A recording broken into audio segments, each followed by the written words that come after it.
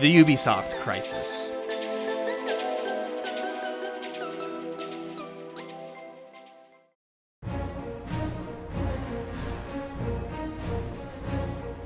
Now, I'm calling this a crisis in air quotes on my page here because this isn't necessarily a full-time crisis. In fact, I think that the way that they're handling this is making it very much not a crisis.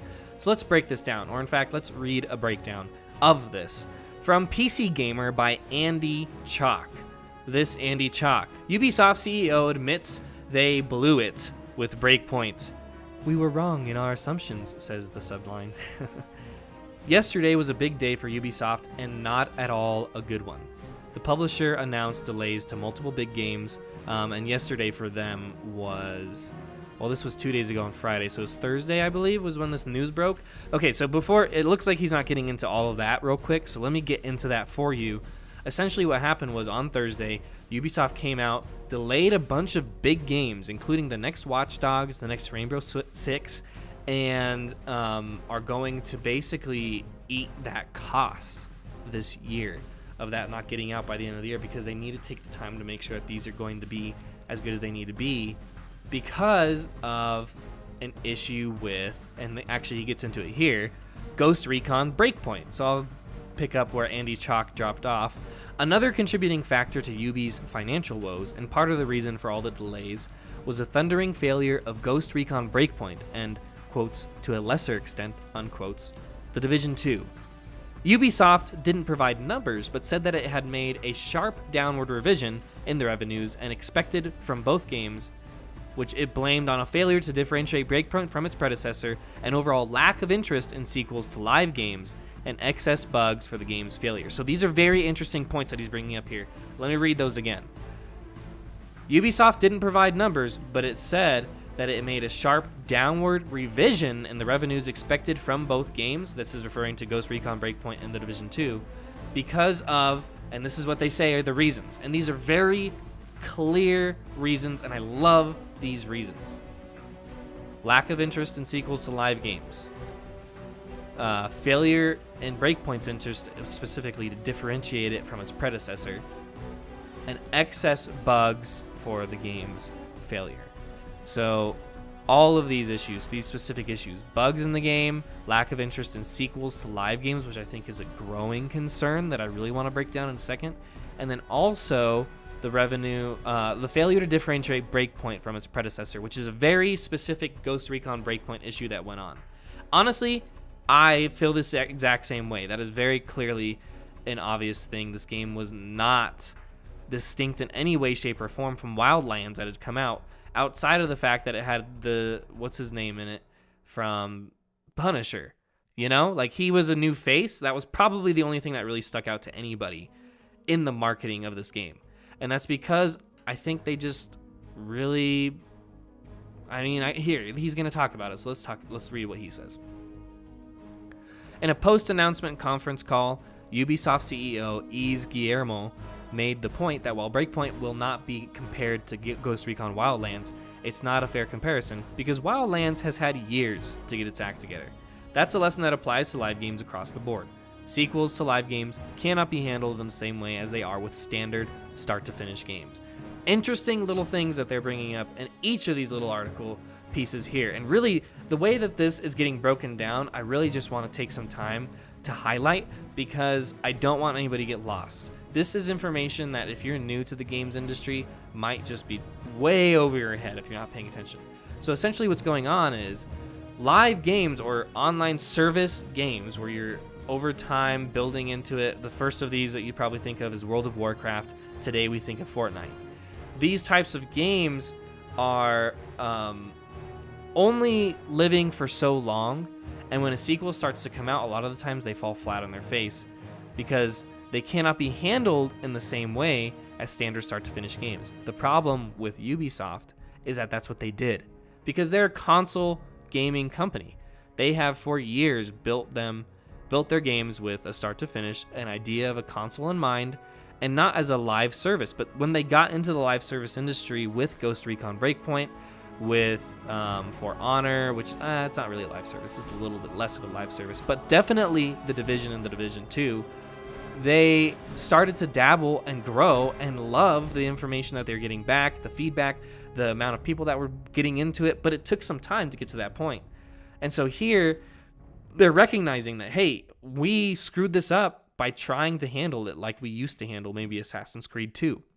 Because it's not. This is a live service. People are still playing the previous service.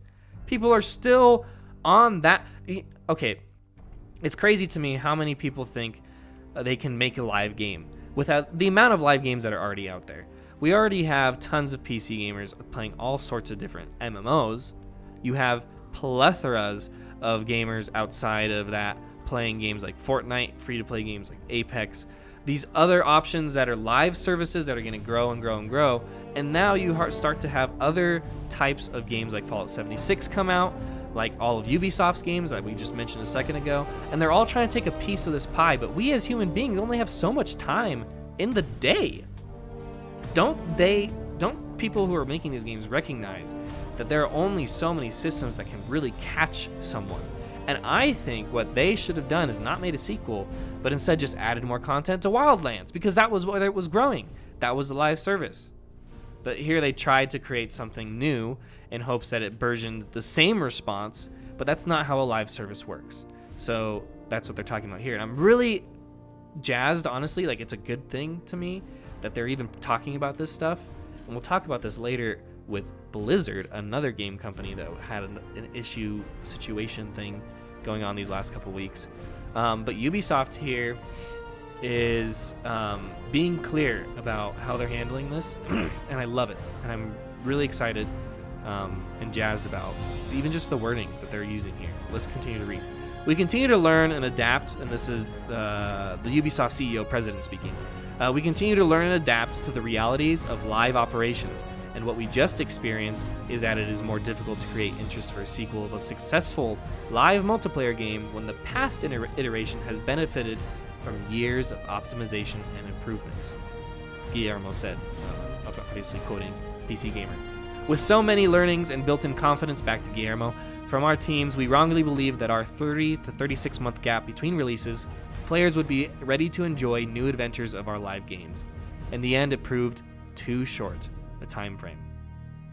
But he also acknowledged that, and this is back to what's his freaking name, Andy, the guy who wrote this, who I of course love. Andy, you are great.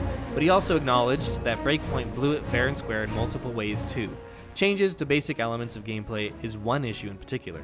Ubisoft has generally had great success in evolving its franchises over the years, but, quote, some of those changes of formula can be unsettling and require perfect implementation in order to offer an optimal experience, unquote, Guillermo said. This has not been the case with Ghost Recon Breakpoint. So he's also getting into the failure. So it sounds like they mentioned Division 2 at the beginning to kind of, I think, suffer the blow, but I think Breakpoint is the one that has sold very, very poorly, it sounds like. It's probably not going to chart on the MPDs next month. We're not really going to see much content from it, it sounds like, going forward.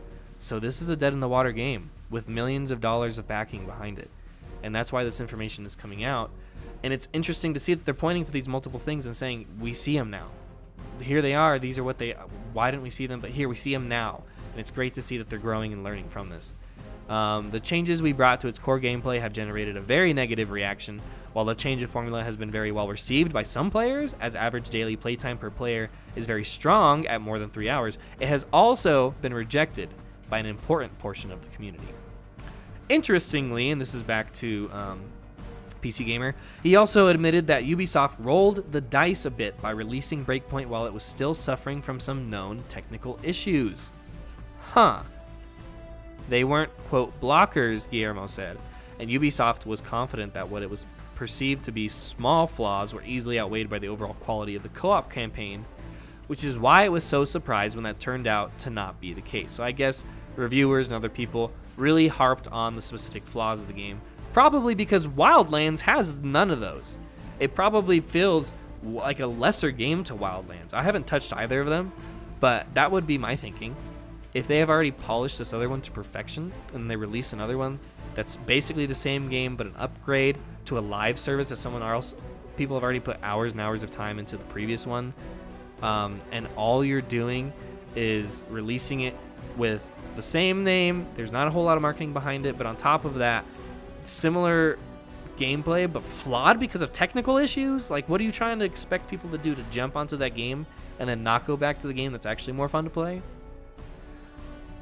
What we see now is that with the response from players, we were wrong in our assumptions, Guillermo said. Yes, I would say that as well, Guillermo. And I'm saying his name wrong.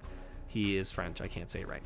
Watch Dogs Legion, Rainbow Six Quarantine, and Gods and Monsters are now all expected to arrive sometime at Q2, Q3 of Ubisoft's next fiscal year, which puts them between July 1st and December 31st of December 2020. Beyond that, it sounds like Ubisoft's experience with Breakpoint means we'll be waiting longer than usual for its next round of live games.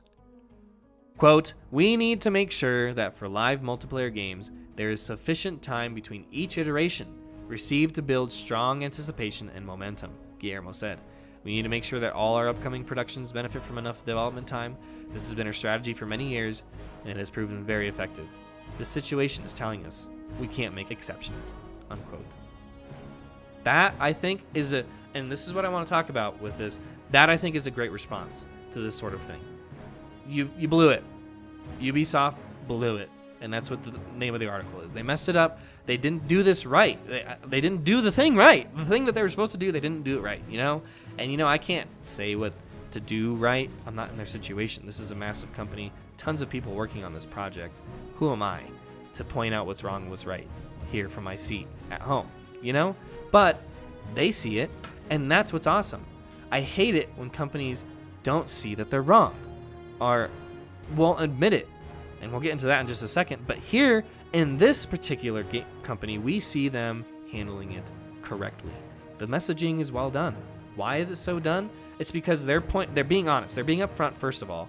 They're going straight to their investors, who I'm sure are pissed. And from what I understand, were harsh in their answers or in their questioning after this news. But they're talking to their investors and telling them, look, we screwed up, but we want to do this right. Here's how we're going to do it right.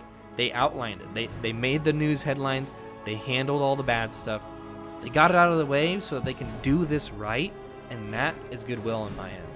Me as a person who's watching this going on, who as a consumer who loves these companies, I'm now thinking of this, and I'm seeing this company as someone who's trying to do right, not only by me, but by the people who are invested in the company and by themselves. They want to put out the best product there is. And I love that spirit.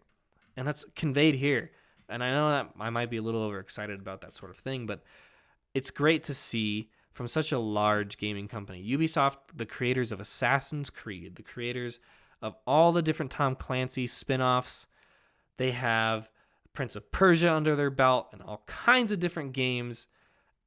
And here they are. They are the ones that are making this conversation happen, that are talking about these points. And I love it. Also, it sucks. Sorry, Ubisoft. It sucks that screwed up everything so badly. But here's the goodwill, bro. I'll try to support you best I can going forward. So appreciate it.